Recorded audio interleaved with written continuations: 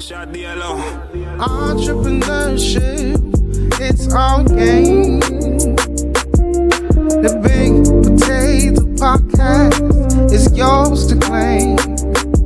From startups to scaling up, we cover it all. So don't mess up. Monday nights, don't miss the show with Kendall and Stuart. Your time to grow, listen up. Take notes and learn. The Big Potato Podcast, next gen's turn. It's next gen's turn. Welcome back, you guys. Welcome back to the Big Potato Podcast.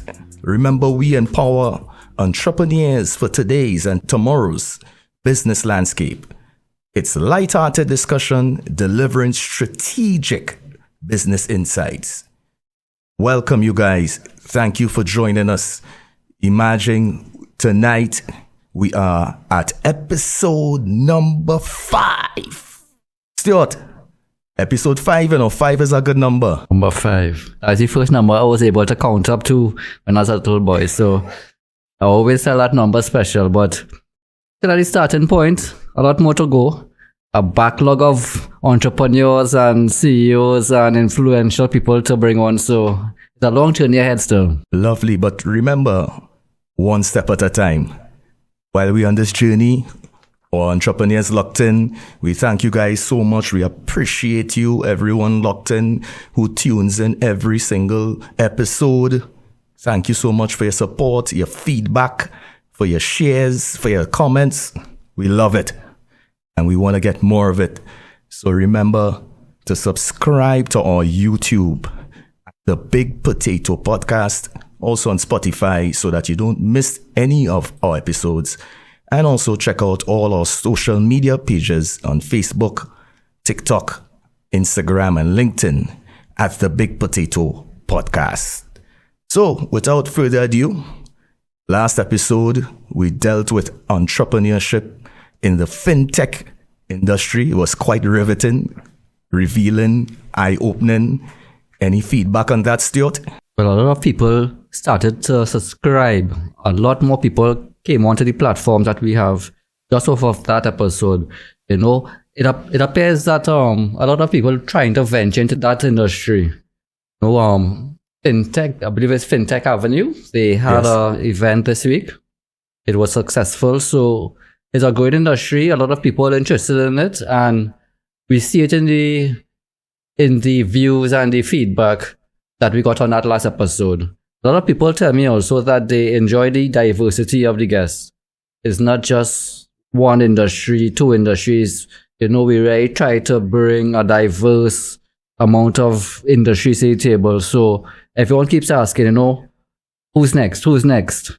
So, you know, in that vein, I'm very excited about tonight's episode. And I mean, you hit the nail on the head. We try to span industries across entertainment, creative industries, tech, media, you name it. And tonight, we are going to venture into the orange economy. We're going to venture into the creative industries.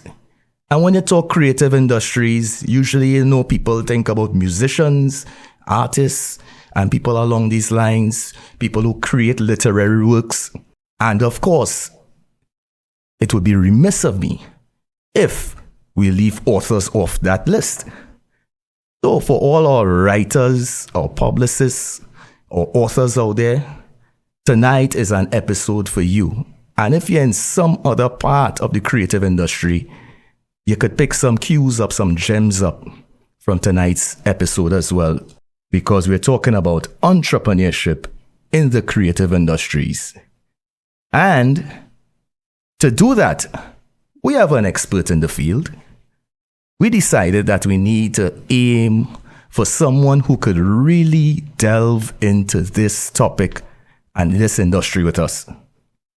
She is an author, a literary publicist, a published writer, a book marketing consultant, currently the president of the Tobago Writers Guild, also a certified digital marketer. She's delved into TV as well. She's a TV creator and host.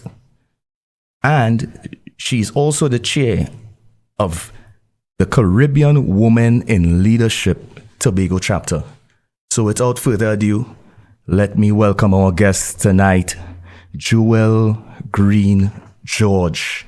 Mrs. Greene-George, welcome to the Big Potato Podcast. How are you? Thank you so much for that warm welcome. I feel like, this is the space to be on on an evening when you're just chilling and you're just upscaling what you know about life. You just pick the Big Potato Podcast and you just tap into so much knowledge. So I'm so happy to be here with you all. Thank you so much for that endorsement. And we have so much to talk about. You're so excited to get on because you said, hey, I don't even want to talk about myself. I have so much to talk about. So we're going to talk about those things.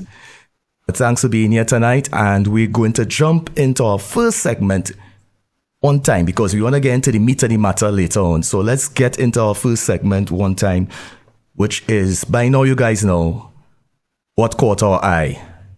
And this week, in case you're unsure about what caught our eye segment is about, it's just quick insights that could help inspire entrepreneurs based on stories that we saw trending recently.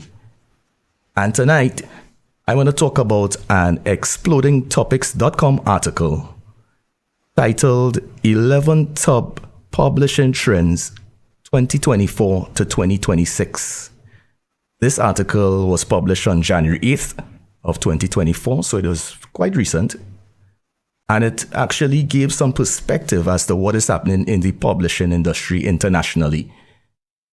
And with having two authors here, because we have Jewel and of course we have Stuart, I thought that this would have been a good article to really talk about tonight. Get some perspective on. What caught my eye here is that the publishing industry has been seeing some shifts and some new trends recently due to development in technology internationally. And one of the main trends is the growing demand for audiobooks and ebooks. Now, searches on Audible, which is one audiobook platform, actually increased 306%, trending over the last 15 years. Now, how many industries can you say have seen that sort of growth? Or products or even segments.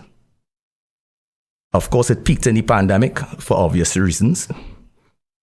But since 2012, revenue has continued to increase by at least 15% year on year. It's incredible. So audiobooks and ebooks are said to be untapped opportunities for independent authors. Now, every week I come here, my favorite word for entrepreneurs is opportunity. So is there or are there opportunities, particularly for our local and regional authors, I should say, and writers in the Caribbean to benefit from this trend of audiobooks and ebooks trending and increasing and growing in demand worldwide and globally? Are our authors positioned to benefit from these trends? I mean, most times we should say the traditional sense of a book is a written hard copy, especially for us in the Caribbean. This is what we know. They say that 65% of book consumption is still in terms of that physical copy. So are we prepared to benefit from this trend? Are we ready for it? And actually, there are so many self-publishing tools now. To name one, ACX from Amazon can transform a single book into multiple digital formats for greater reach. So I'll end it there and ask the two authors here, based on what caught my eye this week, what's your perspective? Let's open the floor to Jewel first.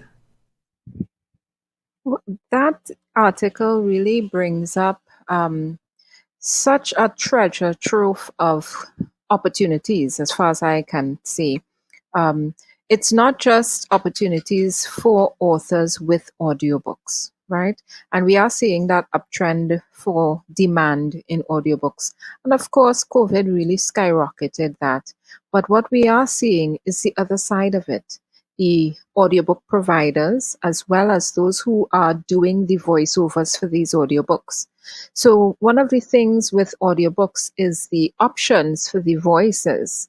And we don't have a lot of Caribbean options, right? A lot of our regional, that regional sound, right? That Trinidadian voice coming over, reading a book. We don't have a lot of that. And that is not only an opportunity for authors to get into audiobooks, which means they can never run out of their book, right? Because it's now a digital version of the book they're selling. But now we have opportunities for even those persons who are in radio, right? Who are in TV, who are doing voiceovers, who are doing advertisements, those persons who, their voice is their money maker. We have persons now having that opportunity to do audiobooks. So when we look at audiobooks, I don't want us to just think of, I could turn my book into an audiobook. That would be fantastic. But think about having a Caribbean voice read your book, right? The a entire regional ecosystem. voice read your book. Yes. And therefore we keep the employment high, even by doing audiobooks, even if they're marketed overseas, right? We keep our employment high in the orange economy by using our local talent to read these audiobooks, right? And I think we can target even this, what we call our local celebrities. I mean, how fantastic it would be for, let us say, Fay-Ann Lyons or Nadia Batson to read to me as I'm going to That would sleep, be right? great. Yeah, That would be I'm great. buying the book, right? Sold. You don't even have to, Bunchy Garland talking to me as I'm going to sleep, a Chromatic's voice reading my book. I mean, come on. So, we can target a lot of our local talent to do these audiobooks. So I'm just putting a plug out there. Yes, we're seeing a local rise in demand for audiobooks. And with that demand is a comparable demand in terms of I heard you all mention fintech, right? And you can't purchase an audiobook unless you have a credit card, right? Or some sort of online payment method. So with the rise in audiobook, are the opportunities for even the companies in the Caribbean. We do have WePay as one of those providers in terms of using local payment methods online. We do have those companies now coming forward and making the opportunity for persons to be able to buy stuff online really, really easy. So you don't always have to have a credit card. So Right. you can't have ebooks without people buying it, and you can't buy unless you have that online payment method, Digital right? means. But it's a credit card or a debit credit card. You need to have that. So all of these things kind of tie in together. Yeah. Oh, Joel, let me just jump in there real quickly before I bring Stuart in on this, what caught our eye. You entrepreneurs out there, you realize how everything is tied together, right? Joel brought up the digital payments and the need for that. She brought up the ecosystem around your book. And we're going to get much deeper into these things a lot later on. But I'll just let Stuart share his 2 cents on this, what caught your eye, before he presents his. Well, I really like the article it shows. And I especially like what Joel said about it. Because there's the author marketing side and there's the industry development side. So from the author marketing side, audiobooks is a tool you need to have right now. You could actually lose opportunities because you don't have an audiobook. These influencers who you're trying to capture to help market your book, they don't really have time to sit down and read your book. So a good idea is always have the audiobook. They will listen to it on a flight. They will listen to it while they're driving to work, It's easier for them to consume. So on the marketing side is a plus for sure. The author is able to get a rich experience as well for the reader. They're able to immerse themselves in your landscape, the language. And what Joel said is important, the use of the local voices. Because as the author, you have to maintain the voice. You can't have a story like my story about Heliard, read by someone with a British accent. So you have to maintain your voice, and it creates opportunities for an industry to grow. There's a whole recording side, the vocal talent side. So it's really clusters of development which should create a proper industry. Well put, Stuart. And thank you, Jewel and Stuart, for your feedback on my What Caught Your Eye. Well, now, Stuart, what caught your eye this week? Well, it's funny that you brought that article, because my own is titled very tightly. Okay, so there's an article that came across my eye from the PR Newswire. It was from the 27th of February, 2024. The name of the article is Changes in Spotify-Owned Findaway Voices Terms of Use Sparks Industry Concern. And this is an article by the Coalition of Concerned Creators. So Spotify, through the platform Findaway Voice, they recently introduced new terms of use for its audiobook product, which is used by authors to publish their audiobooks on major services. It caused significant concern as many attempted to cancel their contracts, and it resulted in a huge social media uproar. So the thing is, the Coalition of Concerned Creators, they are concerned by what they see as Spotify's continuous history of undervaluing creatives. Now, for instance, the new terms, so you would have signed up, submitted your work, been approved, and your audiobook is live, and then they change the terms of use to reflect this. The new terms allow Spotify rights for royalty, worldwide use, and license them to reproduce and distribute, with authors waiving all moral and equivalent rights. Just with a change of terms of use.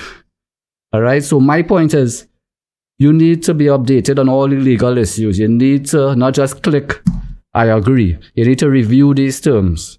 You need to create your own platform, your own website, so these things won't really apply to you. You need to also understand the power of a unified group. As an author, one author won't have been able to stand up to that. Joel is the president of the Tobago Writers Guild. So that unity would be able to stand up to these sort of things and lobby for certain things and prevent certain abuses. So in a nutshell, that really caught my eye because it was sort of outlandish, and the backlash made them reverse course. So there's a lot of good points coming out of that.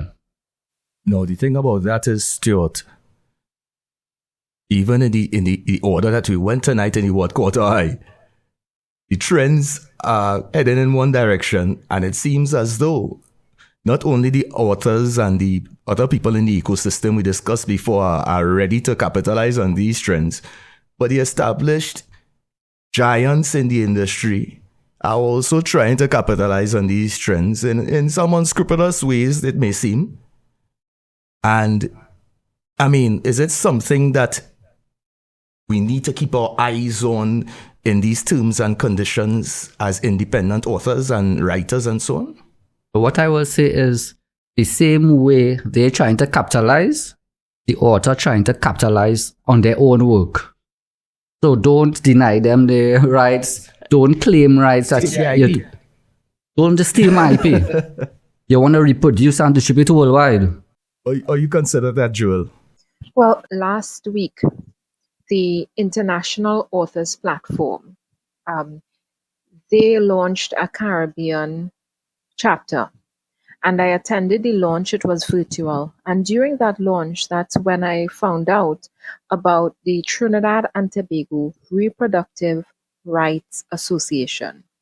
And let me just clear it up in case people think we're talking about your reproductive organs. No, we're not talking about that. What we are talking about is the use of authors, persons in the orange economy, the literary arts, the duplication, replication, use of your work without your permission, and even with your permission sometimes. How the fair use of it, right? So it's literally an equivalent of COT. COT would be the copyrights and reproduction rights for music, and this local organization is for books for persons in the literary industry. It's the Trinidad and Tobago Reproductive Rights Association. I'm going to be having conversation with them for us to have some webinars with guild members, with the public, to make people aware that when you write a book, it's no small matter. It's really your intellectual property. And let's just explain what we mean by that. You have sat down and created something from your mind, put it on paper, right? Whether it's music, whether it's a book, whether it's an audiobook, whether you're making a garment. These are things that came from your mind, your imagination, your mental power, and you're going to be using that to create an income and a revenue stream for you. And here comes along someone who decides, oh, well, I didn't have that idea, but, well, who cares? I'm just going to take yours and run with it. Take grabs advantage. your book. Yeah, grabs your book. And because you don't even understand your rights as an author, as a literary agent, as somebody who is producing work in the orange economy, because you don't understand your rights, you know it's wrong, but what do I do? How do I get redress? And while COT has been very vocal, I mean, if you have a party, you have to pay COT, right? Yep. If you are doing anything that uses literary works, let us say schools, does the Ministry of Education pay for the reproductive rights of the textbooks? Because, textbooks are, you photocopy textbooks, right? Teachers photocopy textbooks trying to help students. And there's something called fair use. So if you're not going to use it for commercial purposes and, you're not reproducing the whole book, there's no cost attached to it. But from the minute you are reproducing, let us say you're having a webinar or a seminar and you're reproducing stuff to use there, that's a commercial purpose. Are you paying the author, right, of that work? Are you giving them any kind of revenue, any kind of gratis for their work? And this is some of the things that we are dealing with. People's ability to take your work and reproduce it without your permission and without paying for it. So when we talk about, the coalition of concerned creatives, and they're looking at how Spotify have changed their usage agreements, that's a big thing. Because what Spotify is doing, how can you offer it for free? If you were to buy it from the authors and creators and then want to sell it for free or give it away for free, that's your business. But you're not paying for it, right? And the music industry has come a long way, right? In terms of being able to access masters and being able to have rights to your masters, who owns the masters. And that is very similar to your manuscript. Who has the rights on your manuscript, right? I've had an author who got a publisher to apply for their ISBN number. This author wasn't really au fait with the whole publishing process. Asked the author, the publisher, could you sort this out for me? Yes, the publisher said, and they said, okay, fantastic. Only to realize that the publisher purchased the ISBN number, yes, on their behalf with their money, but put their name on the ISBN number. Wow. So now the rights to the book, even though the published author on the book is, Mary Jane, right? But Mary Jane has to go to the publisher for them to take it off of Amazon. Mary Jane has to go back to the publisher to say, listen, I want to do a new book and I don't want my book up there. How can, asking this and treating this publisher to try and get certain things done. So we're talking about, something that is very, very pervasive prevalent right now in the orange economy and with the literary industry. So this is a big thing. And when you have organizations like perhaps the International Authors Forum and other international bodies, what they're doing, they're like the watchdogs of the industry. And they're making sure that, if something is happening over in Trinidad or something is happening over in Argentina, and you make us think about it, they're going to come in and say, oh, we're going to support you, right? It's not going to be a one man in a corner hollering and bawling. They come in and, to help support and shore up your position. And we really need that. There is strength in numbers. People think they could run over one person, correct? But when you have an international body who advocates at the level of the UN, right? It's very hard now for somebody to run over your rights and for it to be okay. Oh, Joel, that is perfectly said. And a lot of what you spoke about there, we are going to discuss in depth a little bit later on. So thanks so much. So that's how we wrap up What Caught Our Eye this week. Brought to you by Ibomac. Remember to contact them for all your consulting needs. Whether you're seeking guidance or solutions for your business, we're here to help. Contact us via ibomac868@gmail.com. That's ibomac868@gmail.com. And let's discuss how we can collaborate for your success. And we're back. And we're heading into segment number 2 tonight. Remember, we're dealing with entrepreneurship, the orange economy, as we said. And sometimes, we might say things and we want to make sure we clarify at all times. So the orange economy, let me just give a quick synopsis.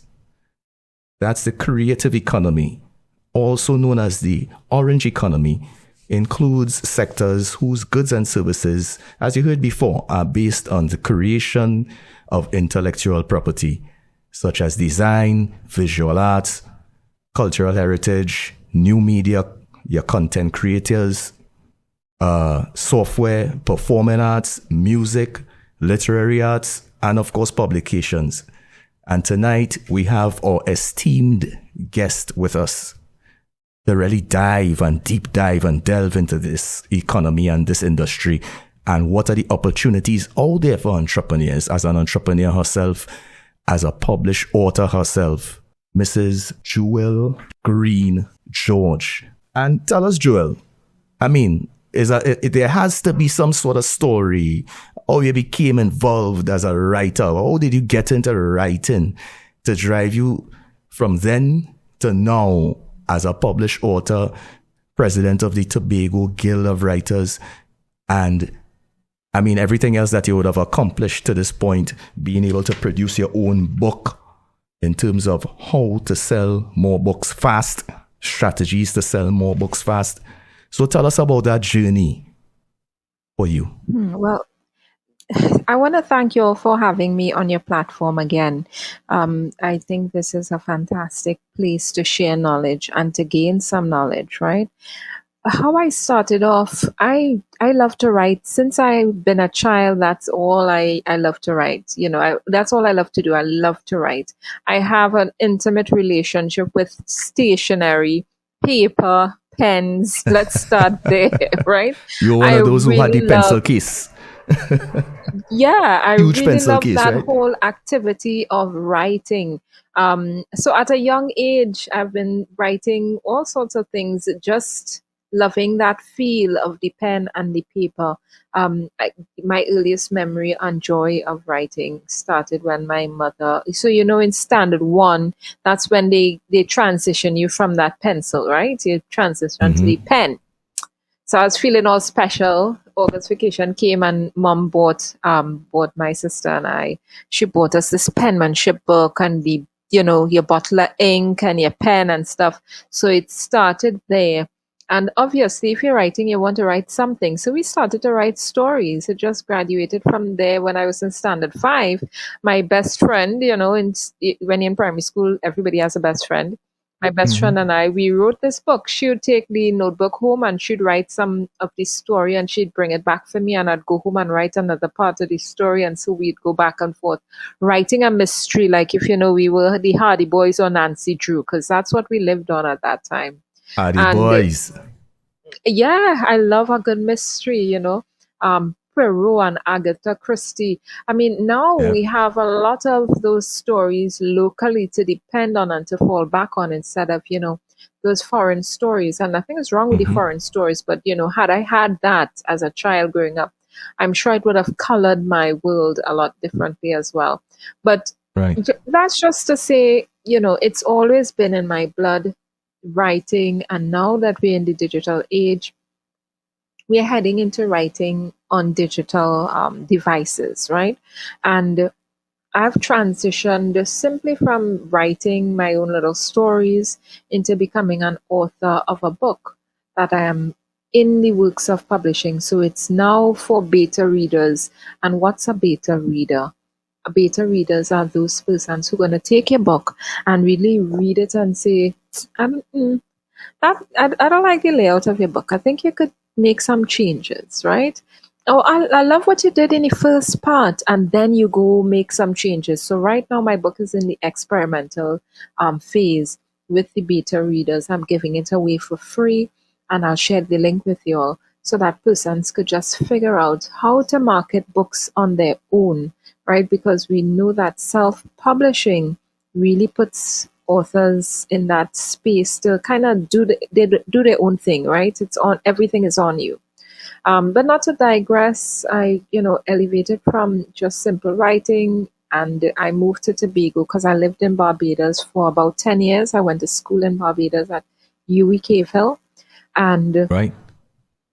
after being there for 10 years, I had such a fantastic time. Barbados is my second home. I'll go back tomorrow. And I came home after a while. It was just time.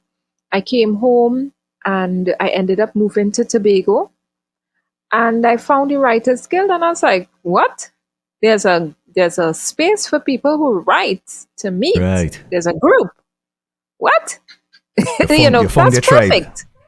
Yeah, I felt like, somebody was calling my name, Kismet. The stars were aligned. So I call them quickly. I was like, I want to get involved. How do I get involved? So I started to go to meetings and so on.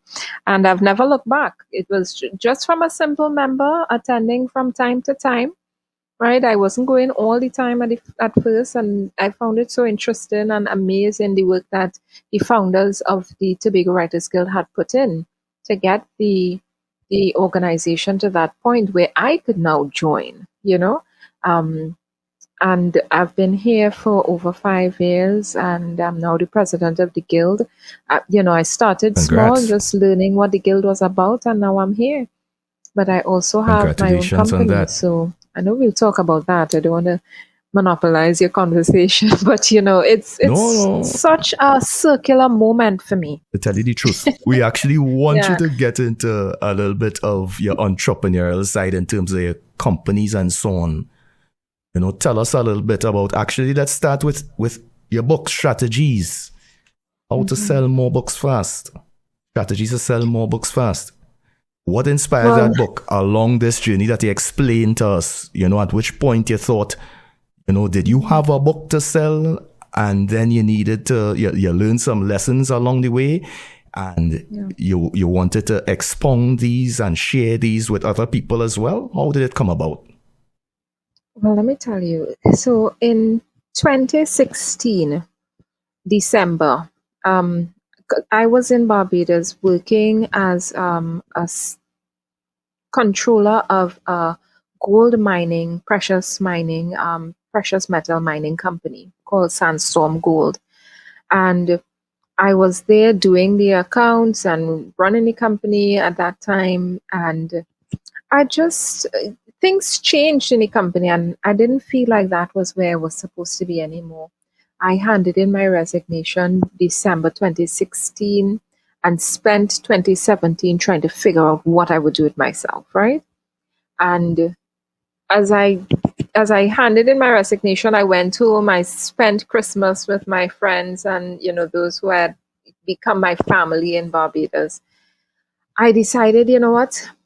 I was helping a lot of NGOs at that time, and some of my friends who have NGOs and other work, I was at that time the president of the Trinidad and Tobago Association of Barbados, TTAB, and a lot of persons I was helping with their NGOs and their social media. So I decided I would go into that. I would start a company that would help people, businesses, entrepreneurs, small businesses, with their social media marketing. And I sat down, I wrote down, how the business was going to be, what it was going to be called. In that time in my mind, it was going to be called Caribbean Digital Marketing Services, one long name, Listen, Like a true writer. Yeah, and I started a Facebook page, I started an Instagram account, I started a Twitter account, and within an hour or two friends called me up and they say, I seen something on Facebook. That's you? I was like, yeah. I was like, thank God, right? I am having such a hard time working out my social media for my business. So I went and I met with them, I sat with them, we came up with a plan for the social media, and that's how the business started. Like literally, it was so immediate, I couldn't even believe it. I got clients upon clients upon clients in Barbados. One even paid for his friend who had a small business to get my services because he said, I know he's not going to do it on his own because he doesn't understand the value of having somebody work on your social media for you, right? Especially when you don't know what you're doing. A lot of people just post on social media, I'm eating a sandwich, I'm walking down the road, and people think that that's what social media is about, but there's so much behind it, right? Strategy behind it, right? Yeah, and a lot of small businesses, either they don't have the time to get into it, right? They may be knowledgeable, but they just don't have the time, they don't have the bandwidth, and some of them don't even understand it to that extent, so they need help. And I was so grateful that at that juncture, I just met people who needed that service, and I was able to do it. And that's how I spent my 2017. And then I moved to Tobago. I moved back home, and from then it just transitioned. So when I joined the guild and I started to speak to people because they wanted me to help them with the social media, I realized what they really needed was book marketing, right? And not just the social media services that I was doing for small businesses, right? Small and medium-sized entities and NGOs. They needed some targeted marketing for their books, for the literary products, and they needed also literary publicity services. So I kind of transitioned over time. I was like, no, this social media, I'm into it. I'm a digital marketer. I'm certified. I know my thing. And people kept coming to me, I need help. Could I just talk to you, bend your ear a minute? And I'll be like, yeah, spend 3 hours on a call talking to people about what you could do with your book marketing. And I was like, Joel, you're not making sense, right? You're spending time doing something that people want to pay you for, but you keep saying, that's not what that's not what the company's about. Your company's about what people need, right? Yes. It's not about... Well said. Said. Yeah. So, I said, what are you doing, right? You're being stubborn and stop the foolishness. So I said, okay, they need book marketing services. I understand what's happening. I can do this. And the literary publicity of it all, it's something that I found out naturally good at. A friend of mine in Barbados once was telling me, I want you to help me do some marketing and do this. And I was like, I don't know, that's not my thing. He's like, that is your thing, that you don't even know. It's crazy. You need to get into this. And I was like, I don't know. So when I came to Tobago and I started it, I say, oh gosh, I say he would laugh me under the table now if he was right? Laugh me to shame because, a few years ago I was like, I don't know. And look at me now. So it just that authors kept coming to me. They were having some issues because they're self-published. When you are going the traditional publishing route, you have a machine behind you. But when you're a self-published author, you're it, right? You're the publisher, you're the editor, you're the cover design, because you have to say what you want. Even if you get somebody to help you with those things, you still have to get somebody, you still have to be the final say, give the approval. So you are doing all of this on your own. And then when you finish the book and you say, hooray for Jesus, as they used to say a long time, I finish, and you feel so proud of yourself, you want to do your book launch, because that's the next thing we're going to talk about that. And you realize, wait, I still have work to do? So this is not it? No, literally, it's not it. The work just got started, right? you finish one phase and now we're into the second phase, and this phase is going to last you the rest of the lifetime of your book, right? So we now have to start doing the work, and it's now some of them is get discouraged because they're like, I did so much to get here and publish my book. I don't know if I'm able, I'm tired, I just want to, do a book launch and celebrate, and people buy my book because it's that awesome. And it's like, it's not going to be that easy. Just, you don't just put out a book and everybody's, here's how wonderful your book is, and they come buy it. That's not how it is, right? Just like whether it's a fiction, non-fiction, whether it's prose or poetry, you still have to, just like a business, you still have to solve a problem for the people. And I was telling an author that, and I was like, no, but I write fiction. I was like, yes, but you're solving the problem of taking people out of the world that they're living in with your fiction. Correct. Right? Your story is taking them on a journey. And if your story isn't going to do that for them, if your book cover isn't going to do that for them, why would they want to buy a book? And that's what we have to talk about with authors. So even the marketing of the book starts way before the book is even finished publishing, right? Before you get to that final stage of publishing. So that's how I got here, through the interactions with the different authors. And I realized, we are an industry, a machine of self-publishers in the Caribbean. When you look at overseas, they have a lot of literary agents and literary publicists, and they have a machinery. We don't have a lot of access to that. If you were to look and search for literary agents, who are the person? Who is a literary agent? A literary agent is who is going to take your book and shop it across to all the publishers. You want this book, you want this book, you want this book. Send it to 5 publishers, and the publishers, because a lot of the traditional publishers, they don't take manuscript from authors, huh? They don't take any unsolicited. No, they don't. They don't take manuscripts from authors, straight from an author's hand to theirs. They take manuscripts from agents. So a lot of times, if you don't know that, you're going to spend your time sending around your manuscript and they're not even going to open it. And these are, when I say traditionally published, these are the ones who, the ones who took over J.K. Rowling and the Stephen Kings. We're not talking about the self-assisted. We're talking about true traditional publishers, right? The Penguin. We're talking about the Schuster and House. We're talking about those publishers. They are not going to be looking at submissions from authors. So if they don't come in from labeled or with that cover from an established publisher or established agent, they're just going to take your thing and rest it in the bin. They don't want to do the work of filtering whether they think your book is sense or nonsense, or whether you may not have fully edited the book, or maybe you didn't finish the book properly, or it just, the story didn't gel, but you wanted to publish it anyway and you went and you did it.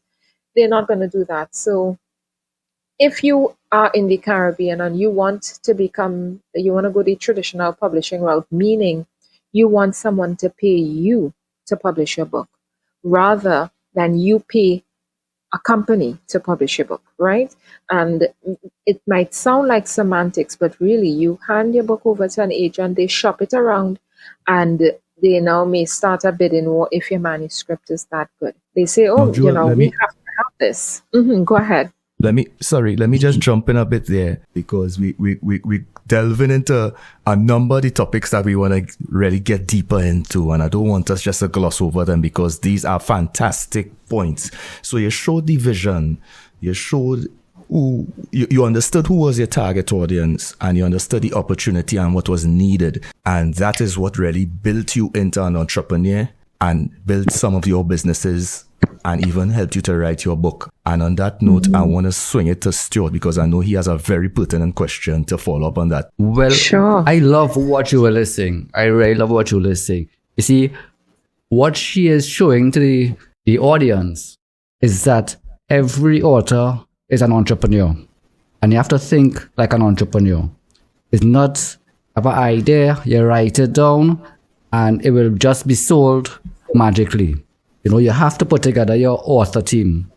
And Jewel spoke on that a little while ago in terms of the beta readers. So my question was, in terms of early phase, and late phase, who are some of the people that you should bring into your team, your author team?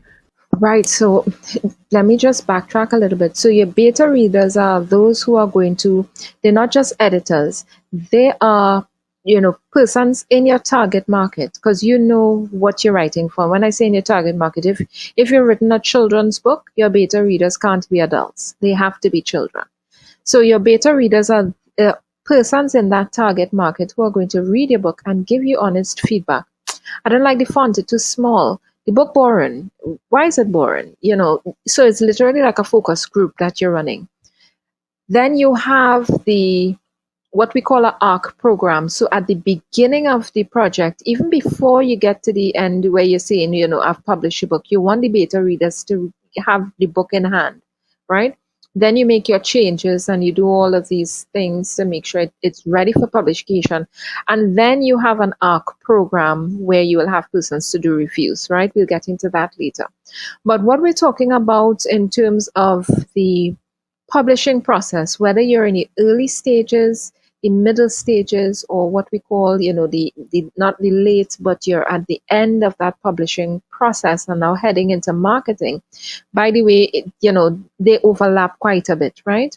Yes, they do. What we're looking at is a question first and foremost. Do I want to be a self-published author, or do I want to be a traditionally published author? A lot of persons don't even know that that's an option. Right? Coming from the Caribbean, where we see everybody self-publishing, we forget that that's an option. Please ask yourself these questions very, very early. Do I want to pay for my book to be published, or do I want somebody to pay me to publish my book? Because it's quite a different process. Now, if you understand where you want to go with that process, you have to approach writing quite differently. And perhaps even where you go for the help, you have to approach it differently. Now, I had a conversation with Lady Montano. She published a book called King of Soca, and her book is winning awards and it's doing so well. But when she went to get the book traditionally published, they wanted to change this and take out that, and it mustn't have this on the cover, and we don't like the colors. And she said, she said to me, I said, whoops, hold up. I am publishing my book myself because I want it just how I want it. You see, just what I have here is just so it's going to be, right? So you have to, vision, right? That's a decision you have to make. You really have to figure out who you're going to be as a published author, whether you're going to pay somebody and therefore you have the say and retain all your rights, or whether you're going to be paid, in which case you don't own the rights to your book. So let us, for instance, look at J.K. Rowling, and that's one of our authors in this modern times, who has been big with Harry Potter books. But we have quite a number of authors that are coming out and doing well. Those authors now who are getting paid, they're getting paid. Why are they getting paid? They're getting paid to give up rights. So they get a barrel of money because you are never going to be able to say what we do with your book again, right? How we market your book cover, different editions, that's what you're getting the millions of dollars for. And fingers and toes crossed, we all get millions of dollars for our books if we go traditionally published. But that's what you're getting paid for. And, the inverse of that is where you pay. So when you pay to publish a book, you retain all your rights, or are supposed to, right? Remember, we talked about the author whose publisher applied for her ISBN number as himself. And therefore she lost the rights. So, be careful if you're going to say, I'm going the self-publishing route and lose the rights to your book anyway. Yep. Right? Be very Correct. careful, because if, and I don't like telling people, you have to figure it out yourself all before you get into it, because it's kind of telling people you have to learn to be able to fix a car yourself before you could take it to a mechanic, right? Because you're afraid. you're afraid the mechanic is going to cheat you, so you have to know everything about a car. You don't have to know everything about the publishing process, but there are just some key things that you want to understand. Your ISBN number, what does that mean? If somebody applies for it for you, who owns the book? If you're not the one whose name is attached to that ISBN number, right? Who is the target market?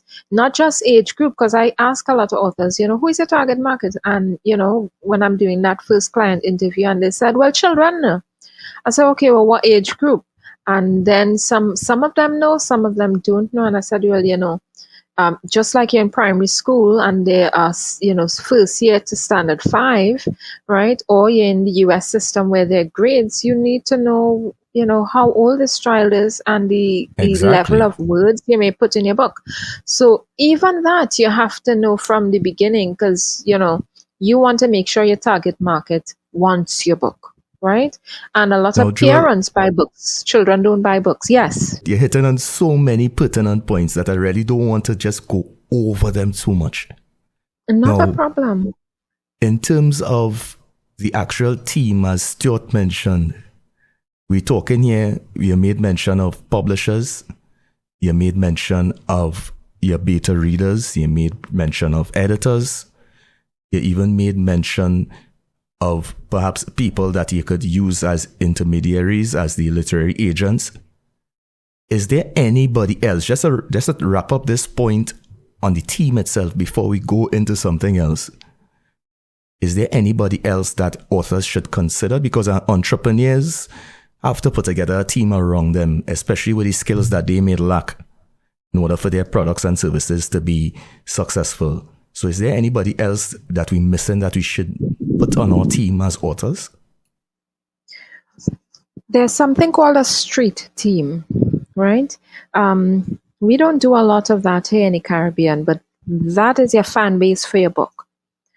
And what we are missing in our team, we know about the cover, we know about the editing, we know we must have a publisher, we know I have to pay for an ISBN number, we know all of these things. But what we don't put a lot of work into is getting reviews, right? Okay. And that's what your street team will do. Your street team is your fan club for the book.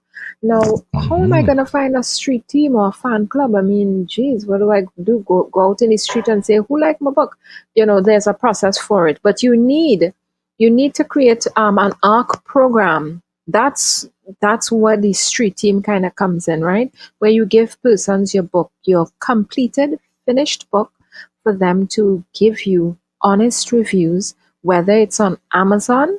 And we know on Amazon you'd have to purchase the book or the author.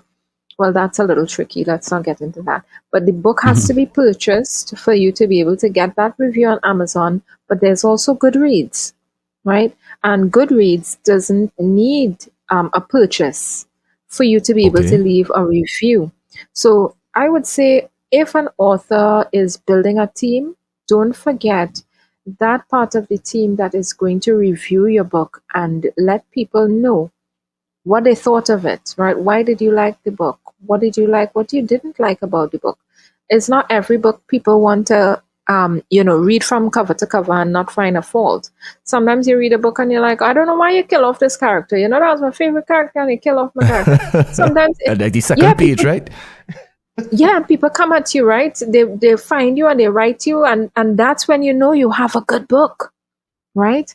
When they come for you, when the people who are reading your book are so engrossed in what you're doing as an author, in the story of woven, they themselves come to you and say, why you didn't, let them get married, these two characters. I was, hoping they'd get married, or I find she should have leave that stupid man, or that woman too stupid. He should, this, when they get into it. I remember my mom told me a story.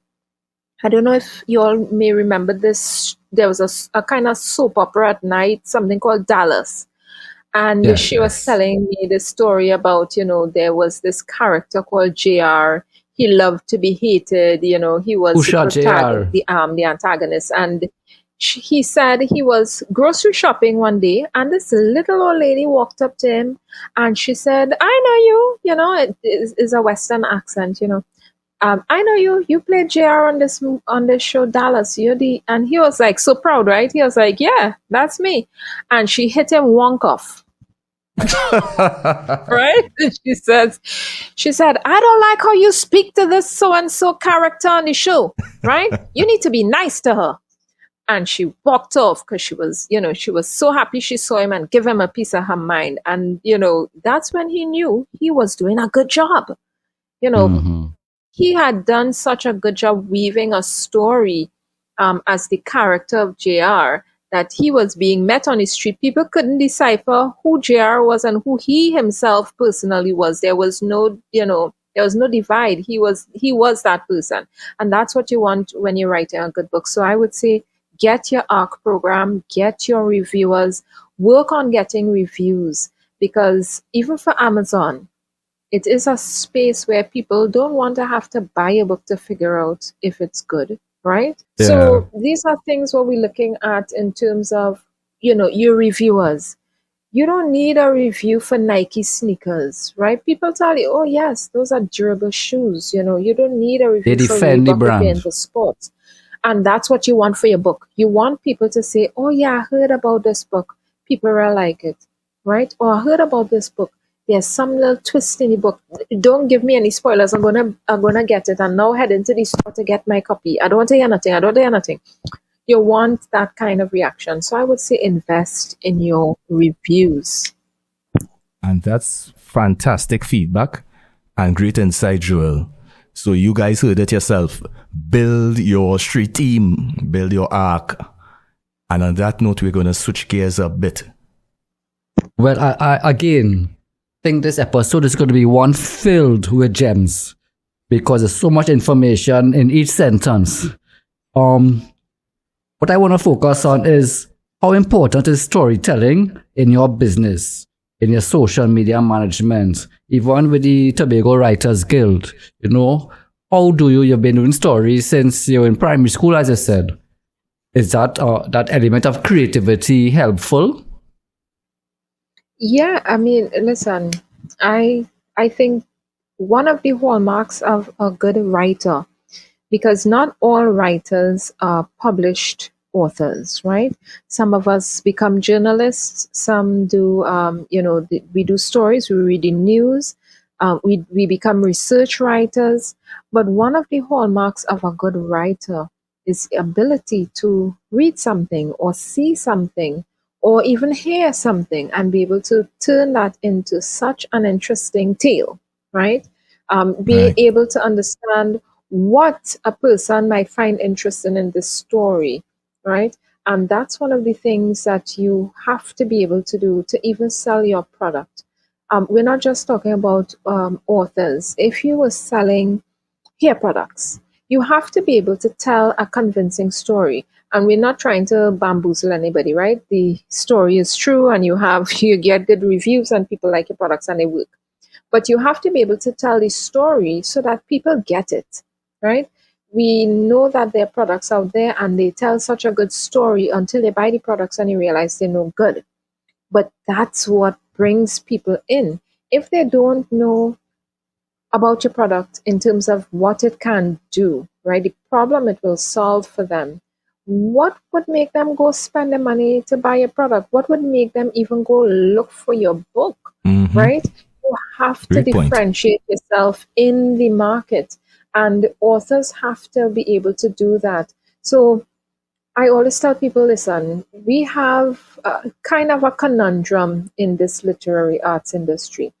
We have persons who write amazing stories and they're introverts. They don't want anybody to know them, right? They want to sell behind a cloth, right? They want to be behind the curtain and stick their hand out and everybody buy the book.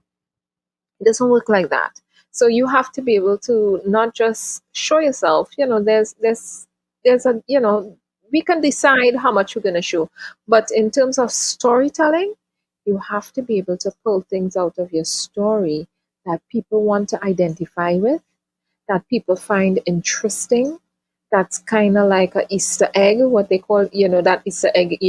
You read certain things and you're like, oh, you read Harry Potter and they talked about, they were wearing some particular color or something, and you're like, if your brain is the way my brain is, you don't figure, oh, that coming back, right? That coming back somewhere in his story, and you're looking forward to that Easter egg coming back in his story in some little shape or form, right?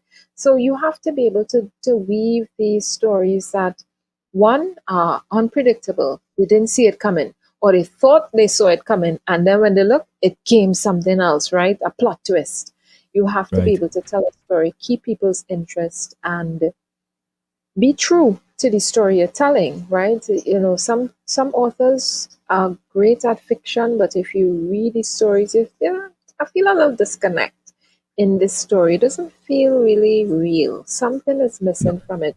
The characters might be two-dimensional. You have to make them real. They have to be, when people read a book, they must feel like they could touch this person. This person is somebody I know. After I read And this, that's my best friend in my mind. that is exactly a jewel in terms of to wrap up that point on storytelling. Fantastic feedback and insights. I mean, Joel is just bringing it tonight. I mean, I want to thank her so much for providing the time. And before we go to the break, authors, just like entrepreneurs, you guys heard it. There must be differentiation. So we can't have the same thing over and over. You heard it there from Joel herself. And I mean, she also touched on personal branding and how that is leveraged in order to be a successful author, a successful entrepreneur on the whole, and ready to get your product moving. In this case, we're talking about your literary works, your books, etc., and your articles or whatever they might be. So people, take note. And on that note, we take a short break. On the Go TT, expanding convenience. Virtual shopping mall available on iOS and Android. Download and shop for electronics, books, hardware items, and much more. Yes, folks, we're talking entrepreneurship in the creative industry. The orange economy. All right, so all you writers, I'm sure by now you're super inspired. All you creatives out there, I'm sure you're super inspired because Jewel Greene-George, she's on tonight and she's bringing the heat. She's bringing the gems. She's bringing the fire on the Big Potato podcast. Yours truly, Kendall, I'm here. Stuart is here as well. We're inside our final segment tonight.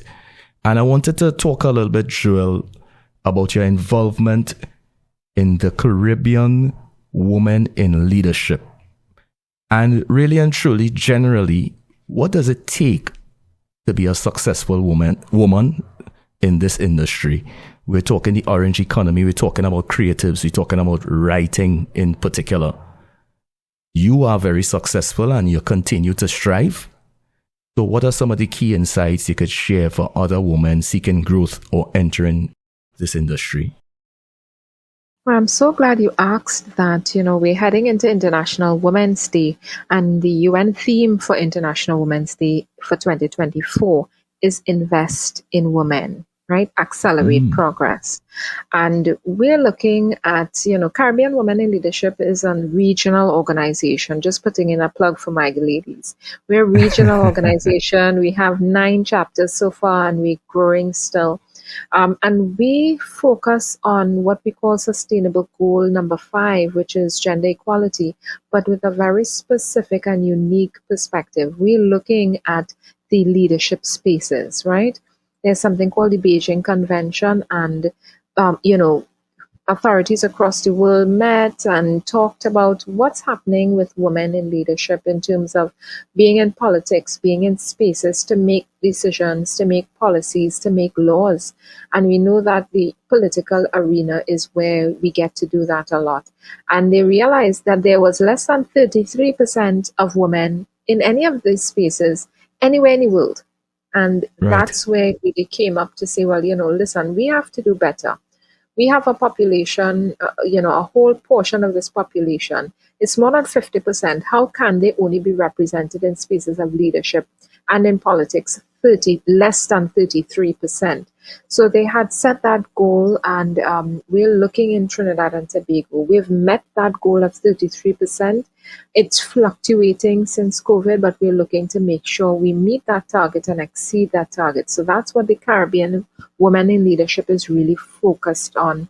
we're looking at gender equality, but through the lens of leadership spaces for women. And you This is asked, awesome. Yeah, thank you. And you asked about, how do women win in these spaces? How do we become successful? What would be that? What would be the recipe? And there's no real recipe or method except for passion. I just want to put that out there. Yes, you have to have a dream. You have to have clarity of that dream. And nothing helps clarify a dream than writing a business proposal, right? The how, the where, the what, and the who of it all. But we all know as entrepreneurs, this is not a sport for the faint of heart. You Not have at all. to, this is, you have skin in this game. When they talk about people on the motorbikes and they fall off, they get white men. This is what entrepreneurs go through every single day, right? We always trying to recover from something, whether it's the financial the economy going down with COVID, closing your business. You have to figure out how you're going to pivot, how you're going to collect your revenue, who is going to pay you now for your services now that you're closed. We have to keep thinking about that, and I am so grateful to be in a space where we're not looking to take anything from the other gender. What we're looking for is equity. When we talk about equality, people may not really understand what we're talking about, and I'll give a quick example. When we talk about equality, that means if we had a pack of biscuits and the pack of biscuits had 12 in it, there are 3 of us here, everybody have to get 4. But when we talk about equity, what we're now considering is who is more hungry in here. Right. Kendall, did you eat lunch? Did you eat anything for the last few hours? I'll say, I ate already. I'll just take 2 biscuits. I don't need 4. Right? Stuart, you ate, and you'll be like, no, I haven't eaten for the whole day. Well, you'll get the lion portion of it. That's when we start to talk about equity and not equality. Equality means everybody has to get the same amount. But when we start to talk about equity, we start to talk about who needs more because they're in a situation, right? What's happening with each individual or each group now to make sure that you get to have that equal opportunity as somebody else. So if we were to give everybody 4 biscuits and Kendall, you had not had lunch, what would 4 biscuits do for you? You'd be like, I need more. What would 4 biscuits do for you? Nothing. You'd still be hungry and hangry, as they say, right? You still want to eat somebody and a little disgruntled. Yeah, you're still upset. So, we have to start to talk about equity, equality in terms of equity. And when we get to that equal space, then we can have a real conversation about equality. And sometimes we're talking about business entrepreneurship. If you are seeing, there are companies who may not value women, and we know that there's a financial gender gap. They may not value women's work. There is a pay gap, a gender pay gap, where women are not being paid the equivalent that they're paying their male compatriots or colleagues in the field, similarly employed, similarly experienced, and because you're a woman, you're not getting that same equity. And this is something that even comes up as an author. If you were to be traditionally published, are you going to get your worth from a publisher paying you for your intellectual property in the orange economy as an author? Because you're a woman, you have to ensure that there are standards in the industry and that you are being paid what is comparable for somebody who has written a story like yours. And I know this creative industry across the board. So yeah, it's so subjective, right? It's not a mathematical formula that you can use, because what they're paying you for is what they anticipate will be demand for your manuscript, right? And they may think people want your manuscript, but do they really know, right? Yeah. So even that, they're paying for, it's a kind of a gamble. But what I'm putting to you is that women who are writers, who are in the publishing industry, who are wanting to become published writers, I would say join a group of other women, join a group of other authors, because you need to start having some very honest and transparent conversations about what is being paid in the market, what is fair for your work, what are other people collecting for their work, right? That doesn't mean that you have to take what they're getting, but you need to understand what's happening in the market, what's happening in the publishing trades, right? And if you don't know that, you may be one of those persons. Maybe you will get through, go for luck and see for luck, right? You may get through and do well, but you may also be one of those persons who you don't understand the process, you don't understand anything, you're here like a lone wolf by yourself, and they can scam you. So I would say for a woman to be successful right now, because we haven't gotten to a place of equality, right? We're still trying to get equity. And I thank you for that feedback. In themes, yeah. I thank you for that feedback, Joel. Very pertinent points, very pertinent issues that we all need to consider, especially when it comes to the gender bias and the gender issues that we tend to sometimes overlook, some of us, that we need to ensure, as Joel said, that the equity is there for all. And you touched on something there that I also wanted to segue into, which is the industry.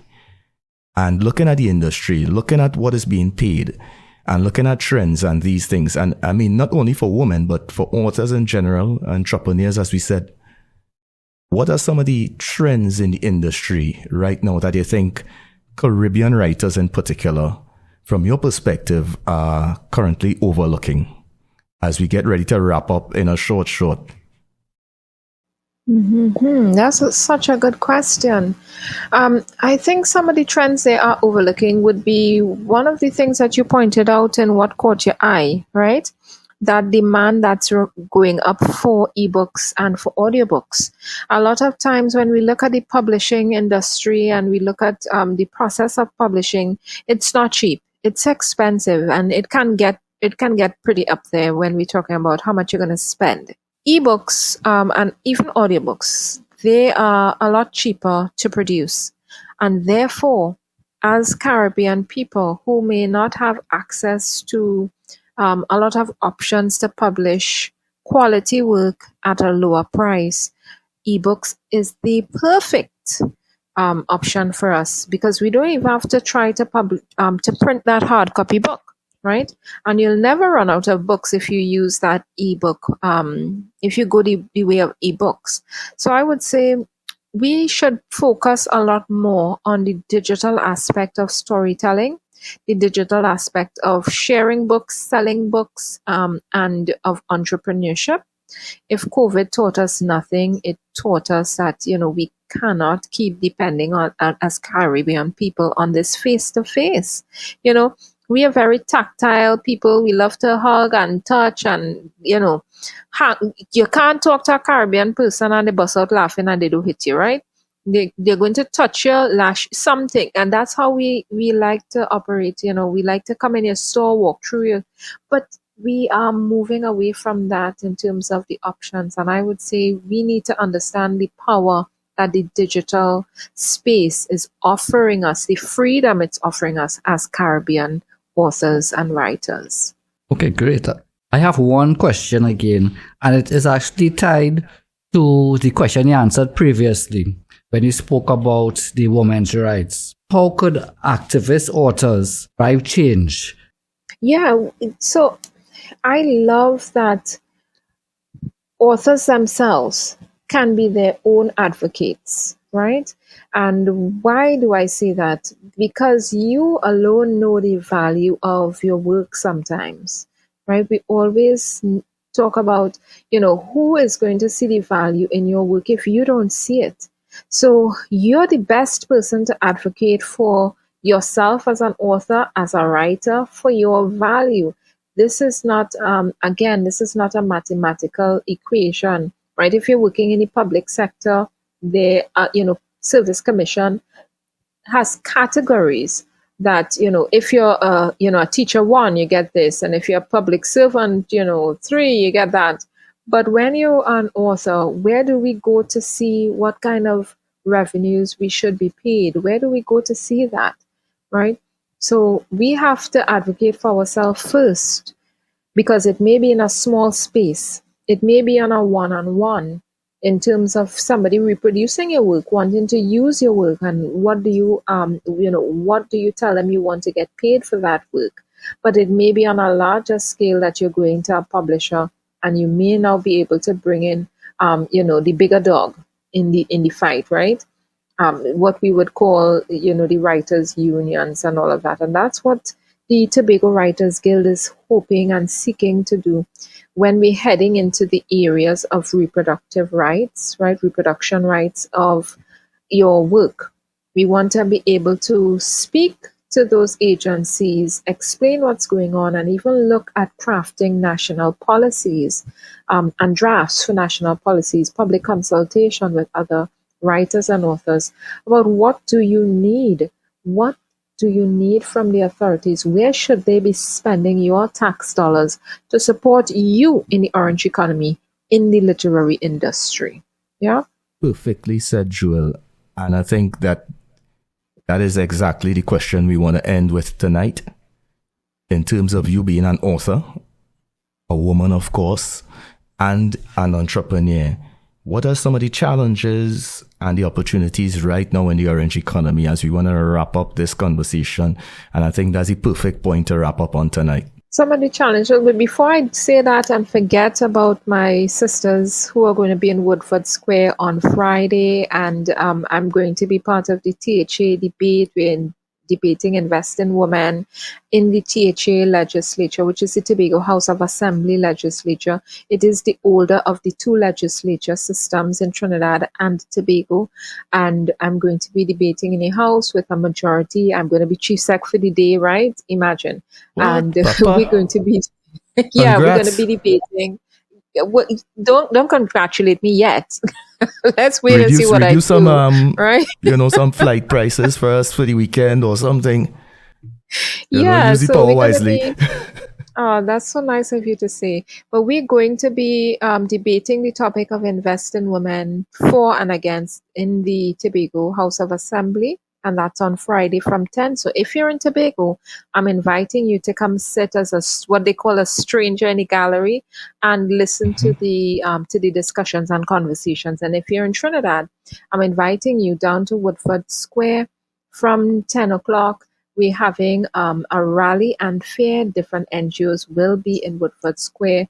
Caribbean Women in Leadership will be there. We have a booth and we'll be sharing information. And then from midday, there is a march through Port of Spain, and the route is going to be published. You can find it on our Caribbean Women in Leadership, any of our social media, Instagram, Facebook. And we just inviting you to come out there. But what are some of the challenges? Let me tell you, some of the challenges I have been facing, one as an entrepreneur, is that what I'm doing not just has value, but it's actually something that is employable, right? Why do you need a literary publicist? Why do you need a book marketer? Can't you just go down to the bookstore and put your book in there? Can't you yourself just go online and sell your book? And the answer to that is yes, you can.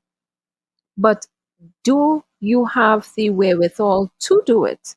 You may not have the time if you know, and if you don't know, you may not be able to get all of these things done.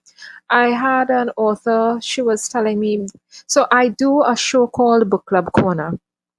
It's a platform where I speak to authors, chat with authors about their books and so on.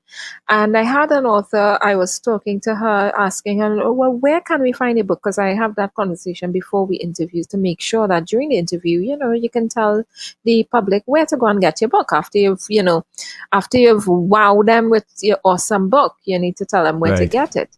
And she said, well, nobody wants to take my book. They don't like local authors. And I said, oh gosh, poor thing. It's not that they don't like local authors, but I'll just give you some stories from bookstores. I've spoken to their consignment officers and stuff, and they're also a business, right? They have rent to pay, they have employees to pay, they have bills, they have utilities and loans to pay.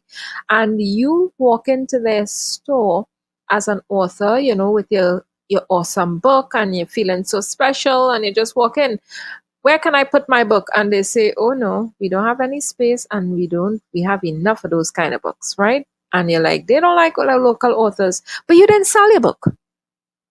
That's one of the challenges we're dealing with. Authors who may not be selling, you think, the selling happens between the reader and your book, right? The space where you're selling your book, whether it's a digital platform or a bookstore, but the selling also happens when you have to go into a bookstore and tell them about your awesome book, right? And why should they want your book on the shelf? And then what's going to happen after the book is there, right?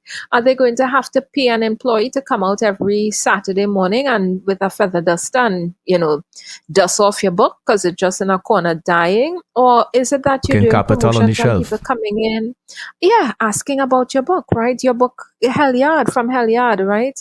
Right, Stuart? Are they coming in the bookstore and asking for your book, right? And that's one of the things you need to tell them. I've been featured in articles. I do interviews. I can send you my press kit. I can send you, my media stuff. And I am making sure people hear about my book. I have reviews on Amazon and Goodreads. People are buying the book and people want my book. There's a demand. And timeliness as well. So I have a client who has a book called Carnival is Me. That's Mr. Alvin Ruston. And his book, Carnival is Me, he came to Trinidad because he lives in Australia now. He came to Trinidad to launch his book around Carnival time. How smart do you have to be to pick, seamless marketing. It's Carnival is Me. Should I come Christmas time and launch that book? And no. What, Easter? Right? You come Carnival time and launch that book. Yeah, so if you're doing a book that it may have certain themes in it, let us say it may have Easter themes in it. When do you go try to push that book? During the Easter season, right?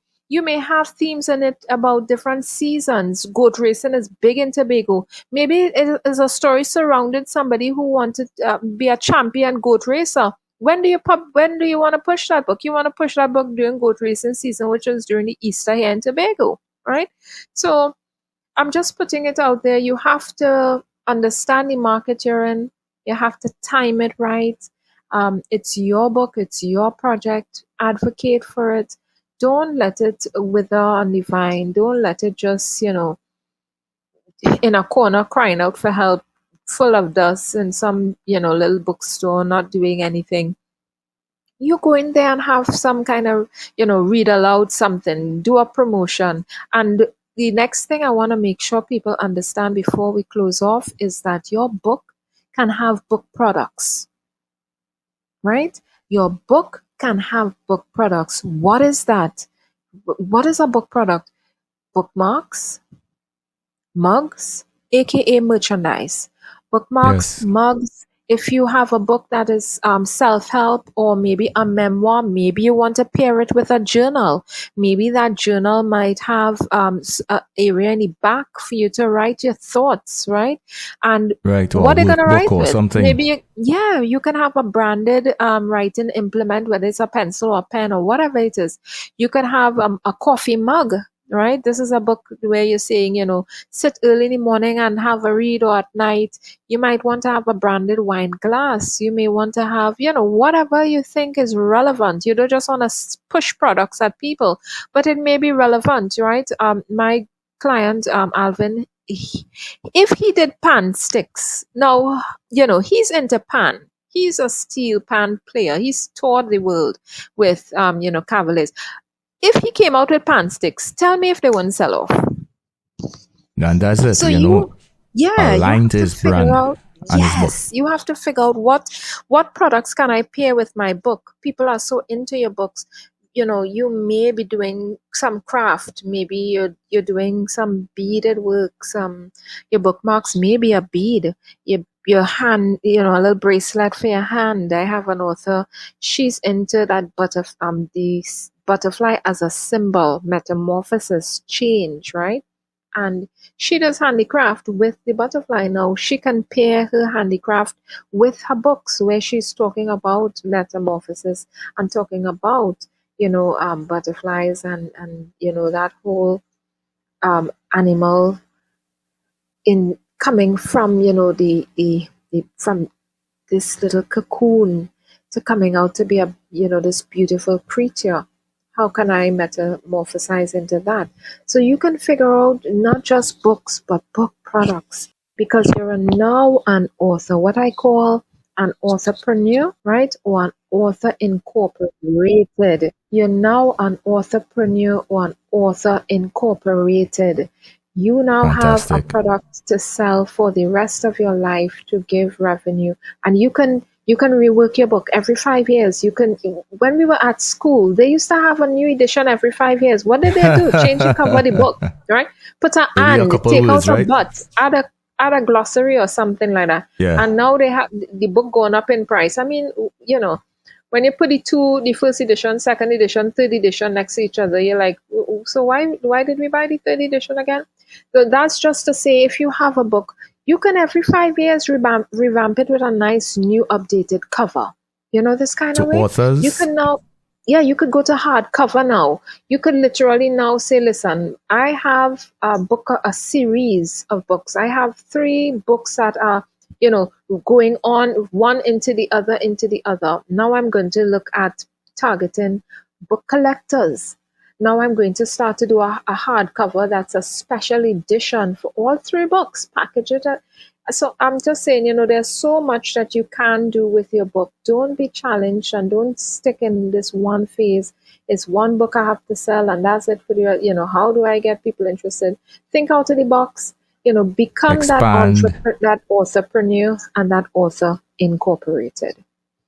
Brilliantly Fantastic, said. Joel. Brilliantly said. Expand your revenue streams, man. But that's it. You have to look at multiple revenue streams as an author.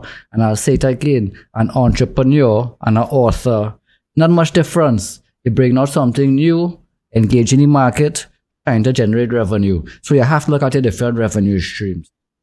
What I am confused about with Joel, all this knowledge you drop here tonight, how do you relax? Because there's a lot going on in that mind. There's so many different layers. Is there a favorite wine? Yeah. Tell us something about some of the products out of Tobago you enjoy while they're relaxing. Well, let me tell you, this is for all the bibbers out there like myself, right? I love to support local. We have to understand our value. This is just a plug for our local industry, whatever it might be, whatever product it is. We have to appreciate ourselves and our industry. And I did a wine course, right? Because I always want to do something new. And I did a winemaking course, and so I can make wines and liqueurs. And when I was finished doing this course, I said, I love wines. I want to sell wines. Let me get into it. So I started a business. It's called Tobago Bootleggers Winery. And gone to the bank now to open a bank account for it, only to hear wines. What kind of wine is? How we talk. What kind of wine is? I say, well, it's fruit wines and stuff. They say, oh, you need a liquor license. So I go now buy customs with my little self. We talk about this Customs last say, week, yeah, customs says to me, wine, fruit wine. No, we only know about grape wine. We don't have no category for your kind of wine. You can't get no license. So I'm like, okay. So I gone back to the bank. The bank was like, well, you're selling alcohol. So if you're selling alcohol, you cannot do it without a license. And if customs doesn't want to give you a license, we can't open an account for you. So I say all of that to say, when I came to that point when I realized, so we have a vibrant industry, creative people making all kind of concoction. There's somebody who have jalapeno wine, habanero wine, aloes wine, rice wine. What else we have? Fever grass wine I've had. And these creatives, because this is part of the orange economy, they're making these kind of collaborations with these different fruits and roots and flowers. These are coming out of their own minds. They make, they're like mad scientists. And Right. they can't progress with their business unless they do it under the table kind of thing. because now you can't export. If you don't have a license, how are you going to export? So now you have to depend on somebody come in or going to carry wine to your client, or maybe you could put it in TT Post. I don't know how that works exactly, unless your packaging is really, really good, because, you don't want your glass to break. But I'm saying that to say I push local wines like nobody's business, right? I do not go to the supermarket and buy any kind of grape wine. I don't have anything against it. I love grape wines. But when I realized, if we don't build up our local industries, and let me just give you all some background. Grape wines did not come into prominence without hard work and support from the winemakers in those territories. Grape wines wasn't no kind of special wine. Let me just tell you, right? When those people read in the Bible that Jesus turned water into wine, and it had wine, he used to serve at the beginning of the event and at the end of the event when people have drunk. Grape wine wasn't no kind of, it was just plain old fermented alcohol, just like the wine we're selling. But they put quite a bit of work into putting standards in place, creating, industry standards for producing the wines, naming the wines, where you could produce a wine. Champagnes can't come from anywhere. They have to come from Champagne. Yep. So, what are we doing to bolster our wine industry? Support your local wine. So that's what I do to relax. I support my local winemakers in Trinidad and Tobago. You have a couple glasses. I bib on my local stock, and if I make wine, Lovely. I make liqueur, and I bib on that too. So I invite Trinidad and Tobago and the wider Caribbean, support your local wines. If you want to buy your red wines and your grape wines and your Sauvignon Blancs and your blushes and all of that, all right. But just remember, we have local winemakers right here in the Caribbean, and it's a good price. Sometimes the percentage alcohol is even higher. You're looking for a good head, buy the local wines. So that's my plug for my local winemakers. So when in Tobago, go and look for Jewel. You'll get a 1 or 2 glass, Correct. a good conversation, A good book. You can't That's ask for right. more. Jewel, That's thank right. you so much. Thank you so much for joining us tonight. Riveting. You're a pioneer and a champion, and we encourage you to continuing on doing great things. Even right here on the Big Potato Podcast, you are our first woman on our show. Oh, yeah. So you're a And pioneer right here as well. We'll be heading into International Women's Day. So Right fantastic. when we're heading into International Women's Day.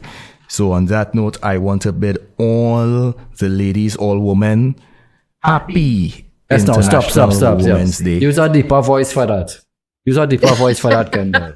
Happy I want to thank all the International ladies.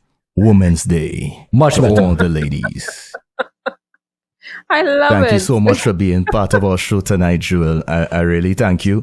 And we'll be looking forward to our bottle of wine. Of course. Coming our way. I know you frequent Trinidad a lot as well, so we'll be looking for it. We know no problem with the transport of it down. So thanks Not so at much all. for joining us, Jewel. You're very welcome. Mrs. Thank you Joel. for having me. Anytime, it's our pleasure. Mrs. Jewel Greene-George. And folks, such a riveting interview, such a great program tonight on the Big Potato Podcast.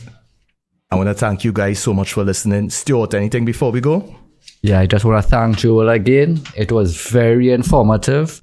I know the listeners would have enjoyed this episode when it comes out. So, and again, it looks as though we're going to have to bring Joel back for a second time, because when I look at my list of questions, there are a whole lot more still to be answered. So, yeah, have a great night, Joel. Thank you so much for joining us and sharing your wisdom with the listeners. So folks, be sure to share, subscribe, and follow, and like, and do all the good stuff on social media. As Joel said, support your local entrepreneurs. You know we're doing social entrepreneurship as well. So support us by liking and sharing the podcast as far as possible. This is the Big Potato Podcast, and we're signing out for tonight. Entrepreneurship in the creative industry. Entrepreneurship it's all game.